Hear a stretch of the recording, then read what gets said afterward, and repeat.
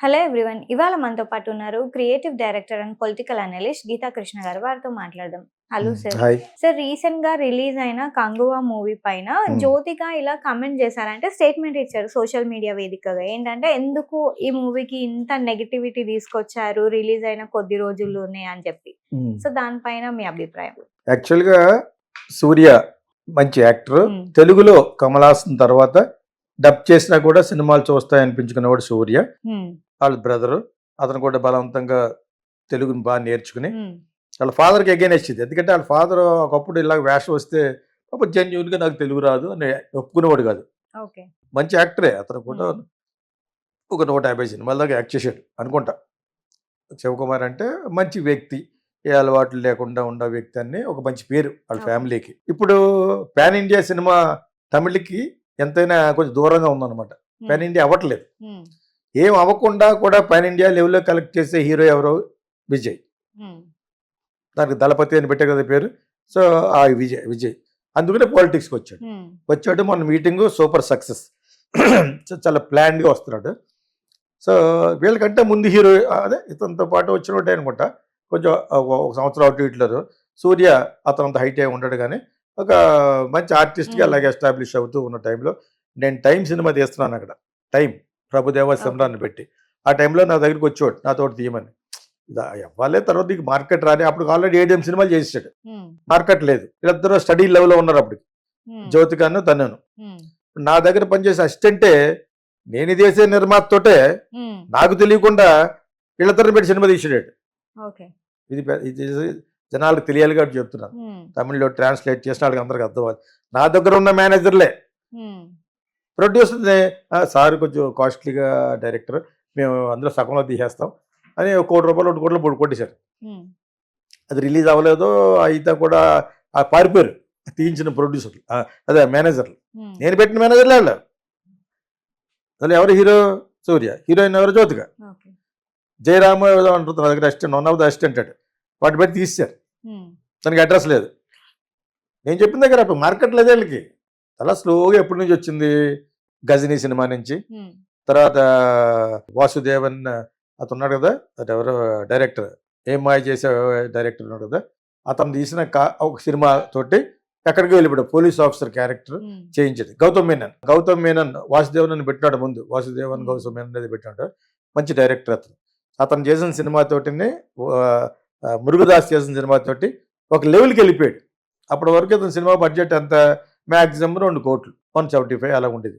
ఆ దెబ్బతోటి ఒక పెద్ద స్టార్ లెవెల్‌కి వెళ్ళిపోయాడు. హ్మ్. స్లోగా కళ్ళెదురుగుండా పెరిగాడు యాక్చువల్‌గా. సో, ఇదే జ్యోతిక, ఇదే సూర్య మళ్ళా అందులో 'కాకా కాకా' సినిమాలో. ఓకే. అది అక్కడ వెంకటేష్‌ని పెట్టి తీశారు. హ్మ్. 'ఘర్షణ' అని. ఆడలేదది. ఓకేనా? ఇక్కడొచ్చి ఇందులో నయనతార నయనతార అందుకే ఆ అమ్మాయి. ఆ అమ్మాయి పేరు ఏం పేరు? ఒక అమ్మాయి ఉండేది కదా! రవితేజతో కూడా చేసింది ఓ సినిమాలోను. ఆ అమ్మాయి హీరోయిన్. పేరు హ్మ్. మర్చిపోయాను. సో, తెలుగులో వెంకటేష్ చేసేటంటే ఆ సినిమా హ్మ్. ఆడింది. ఇప్పుడు సూర్య గురించి మాట్లాడుతున్నప్పుడు ఏంటంటే, వాళ్ళకి ఒక పాన్ ఇండియా ఒక ఒక జై సినిమాలాగా, రాజమౌళి సినిమాలాగా మనం కూడా ఒకటి తీద్దామని తలంపు పెట్టుకోవడం కరెక్టే. కానీ అలా ఎన్నుకున్న సబ్జెక్ట్‌లో ఇంక తెలుగు సినిమాల నుంచి తీసుకున్నట్టే అనిపించింది. హ్మ్. మరి 'మగధీర' ఉందా? 'మగధీర'లో ఓకే. పునర్జన్మ కాన్సెప్ట్ హ్మ్. ఉంది. అది. ఇది ఉందా మళ్ళీ ఎవడు 'బాహుబలి' ఉందా? 'బాహుబలి' గెటప్‌లు. హ్మ్. ఆడెవడో పిచ్చ పిచ్చ భాషలు మాడుతుంటారు. కగ్గు చగ్గు చోట్ అంటూ ఉంటాడు కదా! హ్మ్. ఆ టైపులో క్యారెక్టర్‌లు. ఆడికి మళ్ళా 'యానిమల్‌లో' హిట్ అయిన ధర్మేంద్ర రెండో కొడుకుని పట్టుకొచ్చి హ్మ్. ఆడినొక ఆడి మనిషిలా తయారు చేసి ఇయన్నీ కాపీడే. ఓకే. ఆడియన్‌కి ఈ వెర్రి పుష్పాలు చేయలేము ఈ రోజుల్లో.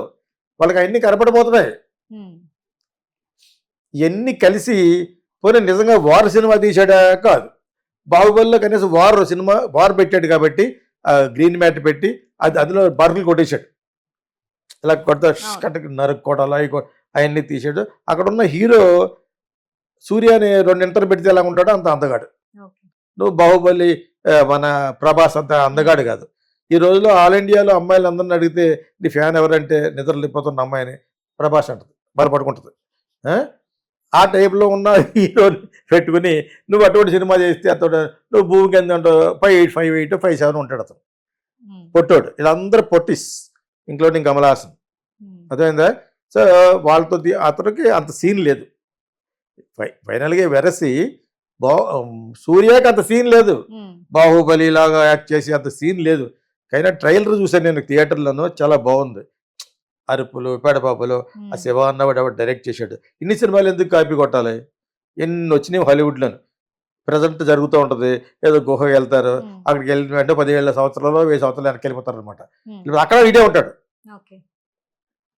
విచిత్రం ఏంటంటే పునర్జన్మలో కూడా వీడే ఉంటాడు, అక్కడ వేరే ఆర్టిస్టులు ఉంటే పర్లేదు. సో ఎంత అన్యాచురల్గా డైరెక్ట్గా మగధీర, డైరెక్ట్గా బాహుబలి, డైరెక్ట్గా బాహుబలి 2 కాపీ కొట్టిన సినిమా, డైరెక్ట్గా బింబిసార. దాన్ని మర్చిపోకూడదు. బింబిసార బ్రహ్మాండంగా చిన్న ఆర్టిస్ట్ అతను లెక్క.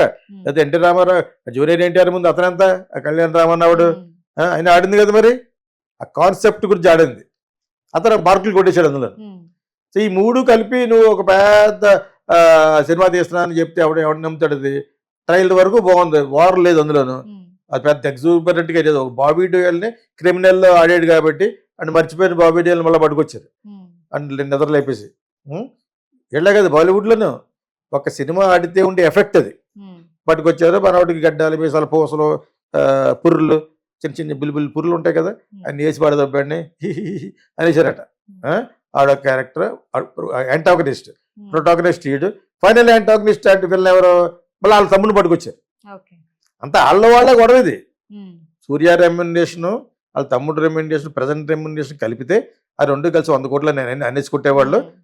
మిగతా సినిమాకు 100 కోట్లు అయింది కాబట్టి దానికి అబద్ధం 100 కోట్లు యాడ్ చేసి 300 కోట్లు అయితే టోటల్గా 500 కోట్లు చెప్తారు. అసలు నిజం ఎంత అది? అంతా కలిసి 80 కోట్లు 100 కోట్లు అయి ఉంటుంది. ఎంత పెద్ద సెట్ వేస్తారు ఇక అంత అవుతుంది. సో వాళ్ళు పెద్ద భయపడిపోతాం, అంత విషయం ఏం లేదు. ఎవరున్నారు అందులోనే? అదేనో అమ్మాయిని పెట్టి దిశా పట్టాని అమ్మాయి, దిశ అనే అమ్మాయిని పెట్టినట్టున్నారు. ఆ అమ్మాయి యాక్ట్ చేసింది. ఇతను ఒకటి బాబీ డీఎల్కి ఇచ్చుంటారు ఒక అమౌంట్. సూర్యకి అమౌంట్ సొంత సినిమా, వాళ్ళ తమ్ముడికి ఇవ్వక్కర్లేదు. తమ్ముడు లాస్ట్లో వస్తాడు, ఆడే అసలు వెళ్ళినట్ట. నేను చూడకుండా ఎందుకు చెప్తున్నానంటే ఇది చాలు, ఇది చూసిన తర్వాత చూడాలనుకున్నది కూడా చూడాలనిపించలేదు. ఎందుకు నెగిటివిటీ వచ్చిందని జ్యోతికి నేను చెప్తున్నాను. ఎందుకు నెగిటివిటీ వచ్చింది? ఒకటి, you have adapted in audience వర్డ్స్లో కాపీడ్, టేకెన్ అవే. మరి ఇక్కడ ఎవడో డైరెక్ట్ అంటూ ఉంటారు కష్టపడిన అన్ని సినిమాలు కాపీ కొట్టామని చెప్పేసి. ఆడు అస్తమా ఆడి గురించి ఎందుకులే కానీ చెప్తున్నాను. యాక్చువల్గాను వాడు పెద్దోడైపోయాడు, ఒక చిన్న ప్రొడక్ట్ కౌంట్ పెట్టేశాడు. ఆడి గురించి అస్తమానం ఎందుకు కానీ. బట్ ఇక్కడ బచ్చుకు రాజమౌళి సినిమాలు, ఆ బింబిసార ఇవన్నీ కలిసి వెరసి ఒక భయంకరమైన గోలట, కర్ణ బీర్లు దుబ్బేతాయట. నాకు ఎవడో చెప్పాడు, తమిళ్లోనే పెట్టాడు అది. కర్ణ బీర్లు తెగిపోయి అంత సౌండ్ పెట్టేశారట. అది యాక్చువల్ క్రైమ్ అది. అంతలా పెట్టకూడదు, అంతలా పెట్టారు. ఎంత పెట్టినా కూడా దానికి నెగిటివిటీ ఎందుకు వచ్చింది? ఇవన్నీ నేను చెప్పినవన్నీ అమ్మాయి తెలుగు వచ్చు కాబట్టి జ్యోతిగా అర్థం చేసుకుంటే ఎందుకు నెగిటివిటీ వచ్చింది. ఇంకోటి చెప్తాను, వీళ్ళ ఫ్యామిలీ మీద ఓవరాల్గా ఒక నెగిటివిటీ ఉంది. ఇప్పుడు కొత్తగా బయలుదేరింది. ఒకసారి శివకుమార్ వీళ్ళ ఫాదరు, అట్లా అతని క్యారెక్టర్ అంతే ఉంటుంది, విసికిచ్చుంటారు వీళ్ళు కూడా. అలా ఇద్దరు కొడుకులు ఫ్యాన్స్ కూడా ఫాలో అయిపోయి ఇలా తీసుకుంటారన్నమాట. అది నడుస్తూ వెళ్ళిపోతుంటేనే ఎవరికి వాళ్ళతో తీసుకుంటే అర్థం ఉంది. శివకుమార్తో ఎందుకు ముసలాడుతోటి అతనికి ఎక్కడో మాడింది, అది తీసుకున్న కింద పాడేశాడు. అది ఇప్పుడు ఎస్టాబ్లిష్ అయిపోయింది. అది నేను తిరిగి చేశానని తప్పు క్షమించమని సూర్య వాళ్ళతో పెట్టారు. ఎంతమందికి అద్దుద్ది అది? ఎంతమంది చూస్తారు అది? వీళ్ళకి ఆల్రెడీ ఎక్కింది. ఇక్కడ కేటీఆర్ను అమ్మాయి ఎవరు కవిత, కేసీఆర్ ఎందుకు పడిపోయారు? వీళ్ళు చేసిన ఎదవ పనులన్నీ విలేజ్కి వెళ్ళిపోయినాయి, ప్రజల్లోకి వెళ్ళిపోయిన తర్వాత ఎవడో ఏం చేయలేడు దాన్ని. ఆ విధంగా వాళ్ళ ఫాదర్ మీద కొంచెం నెగిటివిటీ వచ్చింది. అర్థమైందా? ఇతను మామూలుగానే ఉంటాడు. సూర్య, ఇతరంటే ఎవరు? సూర్య కొంచెం జాగ్రత్తగానే చిన్నప్పటి నుంచి కూడా కొంచెం నవ్వు పోకంతో జాగ్రత్తగా ఉండే మనిషి.